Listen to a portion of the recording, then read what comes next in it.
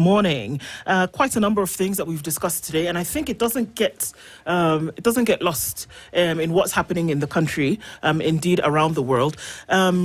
And then wherever you're tuned in from, I just want to say, as we keep the conversations buzzing, important that we do then continue lending our voice to this. And as we set the agenda for some of those areas, always good to have you connected with us. All right, this hour, we're going to be talking about a number of things that you've heard in the open over the last couple of days, of weeks, at the expense of consumers. How government to government oil supply deal cost Kenyan motorists billions of shillings, and you didn't even know it. We're going to be having a conversation with Martin Chomba. He is the chairman of the Petroleum Outlets Association of Kenya. No stranger to the Situation Room, as we've had conversations with him before. Important for us to look at exactly what is going on right now and what it means for you. Once you enter public transport, once you use your own vehicle, whatever it is that you do, this affects you. And so we'll have a conversation about that now. Martin, good morning. Good morning, ma'am. How are you? I'm all right. Can't complain. Good to see you. Good to see you too. Karibu sana. And my senior here, City. Good to see you too. Habari ya masiku bro? Iko salama kabisa. Uko sawa, eh? Yes. Asante. Say hi to Anki. Hi, Anki. Anki is our guest host for today. Good to see you. Good to see you. Yeah. So let's welcome you in true Situation Room style with today's proverb. They're from Côte d'Ivoire this week. And then you tell us what you think about it. Okay.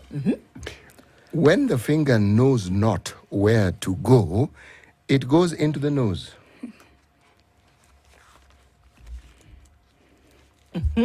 Martin? When the finger knows not where to go, it goes to the nose. Yes. Into the nose. Yes. I think if I were to interpret that proverb, I would say that generally, and I will use people, gravitates towards the known. In times of turmoil or uncertainties, people coalesce or gravitates towards what is familiar, what is very natural to them. So that is how I would interpret it. That's what I mean. Absolutely. That's a wonderful interpretation. It really is. It is, yes. It's just fascinating. Simple, how the mind to the works. point. Exactly. Yes. You Thank gravitate you. towards you don't know. Or rather, you gravitate towards what you know, what is Yes. familiar. Okay. Let's gravitate towards what we know, shall we? Please. And give information of a report that came out that Kenyan motorists have been overcharged approximately 16.4 billion shillings or 2.7 shillings per litre of fuel since the government began oil supply contracts with the Gulf-based firms in March 2023. One, the agreement with Saudi Aramco, the Abu Dhabi National Oil Company, and the Emirates National Oil Company replaced a previous agreement, open tender system where local companies competed to import oil. So there was, before that, there was a tender system. Everybody comes and says, let's do this. No. So there was an agreement to get oil directly from the Gulf area. Consultants from the Channel Consulting Limited and Current Technologies have recommended ending the deal, citing higher costs compared to the open tender system. So historically, there has been an open tender system for the purchase of oil for Kenya, and now that's changed significantly with this G2G oil deal. The report reveals that local suppliers such as Galana Oil and Gulf Energy have not passed on the expected benefits, which has resulted in inflated returns compared to previous margins. And so, naturally, that means that you then pay more for fuel today with the deal than you did before. Martin, is this the case? Yes, this is the case. What's happening? First is I would want to look at this from two different angles. The first angle is the one that gives, that actually buys into the proverb of today, the proclivity towards what we, the familiar place, and the other one is the one which is not very common.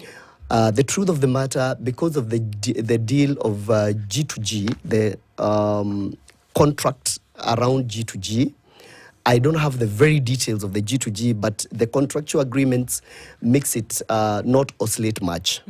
So in actual sense, what happens is because the pricing in the world is like, it's usually like it's curvy. It's wavy. Yeah. So the line at the middle is what gives us the average pricing. Yes. We call it weighted average. So, like in the past few months or so, close to a year, is that the prices have been favorable, and when that is happening, it is crafted in a way that the companies out there that are giving us product do not lose. Neither, when the prices go very high, they don't go beyond a certain threshold. Thus, that, as it were, makes them have a standard kind of costing. What it's important to look at is not only how much we have lost, and this is where I want to be the devil's advocate in this case, is not to look at how much we have lost. We have to look at it in context. What was the purpose of G2G in the first place? And has it gained what it was supposed to gain? The purposes of G2G, as designed at the onset of this administration, was to curb the runaway cost of inflation in terms of dollar against the Kenya shilling. And it was touted much that the dollar was headed towards the upwards of about 180 shillings to 200 shillings. Okay. So the question here is, the 2 shillings that we are losing today, 2 shillings and 70 cents. yes, call it 3 shillings that we are losing in terms of buying that fuel through G2G. How much would we be losing? We are losing 3 shillings when the dollar is exchanging at around 130. Upheavals associated with the Gen Z and everything notwithstanding, the dollar has still held steady at that level. So what would have been the other side? The other side would be probably the dollar would be, and this is hypothetical because it could have been otherwise. I don't want to state like it's written somewhere, cast on stone, that is what it would have been. But given the trajectory that we had, we would be expecting that the dollar was supposed to be trading at around 180 thereabout. So that is how I would want to look at this from that context. But from the plain eyes view, the truth is that if we hold all factors constant, that the dollar will still be trading at 130, then the truth is that we would be losing 2 shillings and 70 cents per litre, which is not okay. But on the other hand, we know that our economy and we are volatile. Everybody else out there, the geopolitics of the world, everybody sneezes out there and we catch cold. Sure. So that is also an angle to look at it from. Are we also saying that without this G2G deal, especially because we're talking about here to the Gulf states, right? Yes. So we're looking at Abu Dhabi, we're looking at Saudi Arabia, with that triangle. Are we saying that without that deal, if it was left at an open tender system, that we would, all of us who purchase fuel, would be doing that at 270 less than what we are doing today when APRA comes and does its thing on the 14th of every month? That without that and living within the open tender system, we would have seen a saving of 2 shillings and 70 cents if the G2G deal did not exist. Is that what we're saying? Yes. Let me bring this home further. Okay. I am a proponent, the greatest proponent of OTS, because in Kenya we run a market model we call a free market economy. And in a free market economy, you let goods and services, demand and supply, determine the prices. But unfortunately, because of some reasons that the Kibaki regime explained to us when they were starting the OTS, is that one, petroleum is a security item. It's not just another thing. If somebody plays around with petroleum, they can grind the country into a hold. So they decided one of the reasons why you have centralized ordering system of petroleum is, among other things, to make that sure the government has information of how much fuel is in the country and it can last us how long, and knows who has what capacity, and so that we don't sabotage. The other thing that is also very important to note about OTS is that we were spending, or rather we spend in this country about $500 million a month in procuring product outside this country. $500 million a month is no mean in terms of cash that we mop out of economy. And that sometimes was putting a lot of pressure on our forex. And that is what now made the government, the previous regime, to manage the dollar artificially, where they would release a certain, I think about $2 million a day or something like that. If you need more, you can't get. And you see the petroleum industry is crafted in a way that it is very highly capitalized, and the KRA is on your back. So you cannot get your product if you don't pay. You cannot, the guys with the fuel cannot release that fuel in Mombasa unless they have seen money. Yeah. So everybody in the morning was running helter-skelter to look for dollars. And that's how we ended also creating a lot of lucrative off-grid dollar markets in the country. And this has since subsided since we got into OTS. So I have into G2G. I am not a proponent of G2G because it is a command economy for me. If any way you look at it, I would propose that we have the free market. But then again, for those kind of reasons, then we have to make do with what is provided. If we look at the reasons why government went into this G2G deal in the first place, there were certain things that then would be guaranteed as a result of the deal, that you would then always have a constant supply of the petroleum needs for Kenya. That there would not be a moment whereby you say there was a shortage of fuel, or that there was uncertainty in the market, or that you would not then be able to dictate based on what was happening on a global scale, or that if OPEC decided to do 1 or 2, 3 things here, then that it would affect. So, and specifically for these countries where it is not an issue. So let's agree amongst ourselves that this is what you're going to pay for it and you're going to get it. You're never going to have to think about it. That was one of the guarantees that came. But from what you're saying, then there would appear that there would be some then losses whereby, in as much as you would guarantee constant supply, you would then not be able to guarantee a favorable The market guarantees price. comes at a cost. The guarantee comes at a cost. So if government is taking into consideration the needs of its citizenry, and because we know fuel affects everything, the price of fuel shoots up, everything else shoots up. True. Food, transport, everything else, there's a ripple effect, that takes place as a result of that. Why would government then decide to do this, knowing full well that would increase the amount that citizens would have to pay for this very much needed fuel? As you say, those guarantees comes at a cost. My biggest beef with government when it comes to the pricing of petroleum and the gains of petroleum is that we may understand as citizenry, we may understand why they needed to do what they needed to give us those guarantees. But now the problem is when the market favors the country and these little coins accrued or accruable to the common person at the pump. So what they did a few months ago is that they increased the levy fund. Because if you notice, even when they increased the levy fund, the prices of petroleum did not change in the country. Meaning that was supposed to be a drop. There was supposed to be a drop of about 6 or 7 shillings. But then again, because of the pressure of rejecting the finance bill and raising more money or something, that's my own prognosis on it, is they decided that instead of passing the 7 shillings to the common person, they increase the levy fund to probably beef up their... because as people...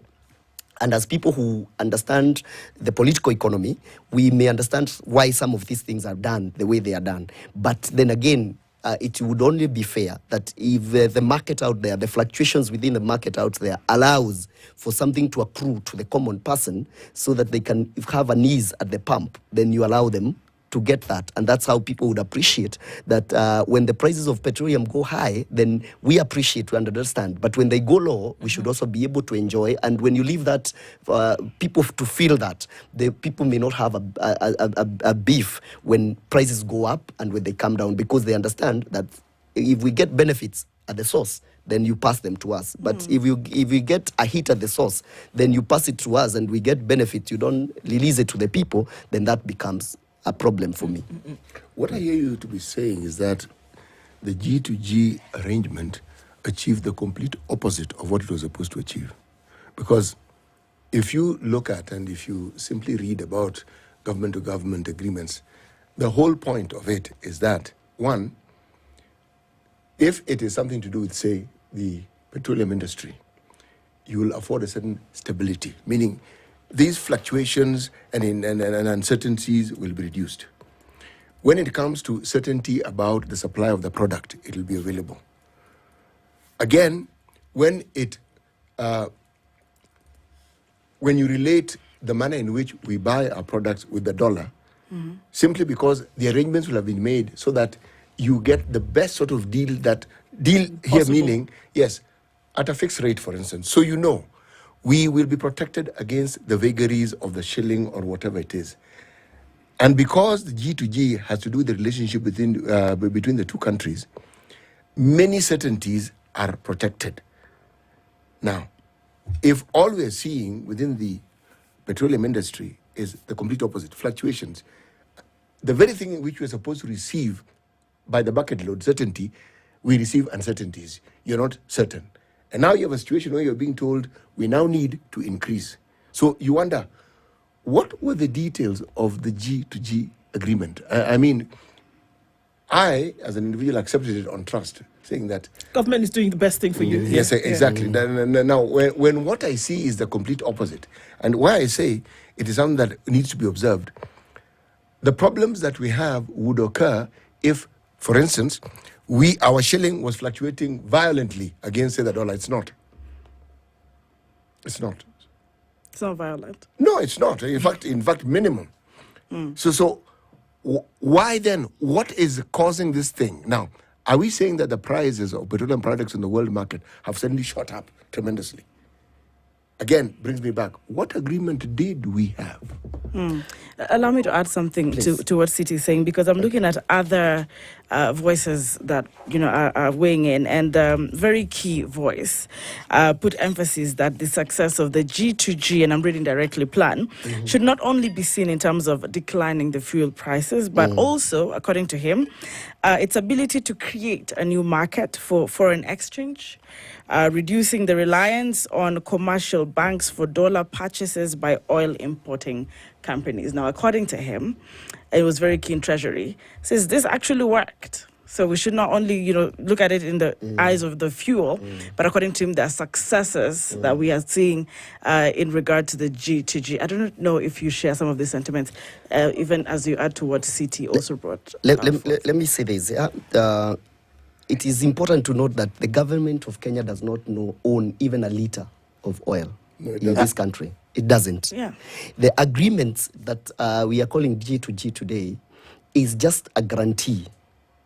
The petroleum logistics industry, because I've always said that we don't have a petroleum industry in Kenya. We have a petroleum logistics industry where you get this product just the way it is from here, point A to point B, is fully in the hands of the private sector. And the fuel we get mostly is imported by the multinationals. And when they import, when the private players are in the market, they don't care much whether the dollar goes up or the dollars go down, as long as they get their profits at the end of the day. So the interest of the government is what made them. The interest of government on the dollar, because at the time they were getting to G2G, the dollar had really gone, I think, to 160 something. And they, as he's saying, they have achieved to bring the cost, because I'm in the market that I know. Right. Every morning we would run to go and look for dollars. It was a Herculean task. It was crazy, because at the end of the day, there's also not a very good agreement or congruence of ideas between government departments. You'll find that KRA has their own demands, that you have to pay this much for you to access this product. On the other hand, Treasury does not have enough dollars to release to the market. So at the end of the day, the private player is at the center of that. So the idea of G2G is primarily premised on what you'd call protectionism idea. And government was trying to protect themselves against, because the dollar is dealing with other things. So when we mop every dollar in the country and take it to the petroleum, then other industries suffer. But Martin, this issue of the dollar, as you mentioned, it raises a completely different discussion. Why was the dollar doing the yo-yo? Because why these fluctuations, whether it's gentle or whether it's violent, some of it is within our control. Some of it is outside our control completely as a country. That I agree. Yes. That I agree. You see, the reason why the dollar, to me, by then was having this kind of an issue. I'm an international scholar, so I like looking at a number of things out there. The federal government in the US had raised the interest rates. Yeah. So, and the intention was, during COVID, they had released a lot of money into the market.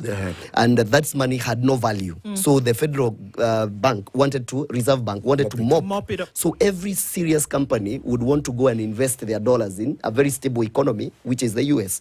And when they were doing that, we were feeling the heat, and it was across the country, and especially the global south. Every person, you look at people from Ghana, from everywhere, you saw the same trend that was happening. So everybody now was for themselves, and God for us all, because the feds, all they wanted is, we want this money out of the economy, the global economy, and so that they can balance the value of the dollar. So are we saying they are the ones who caused the dollar shortage?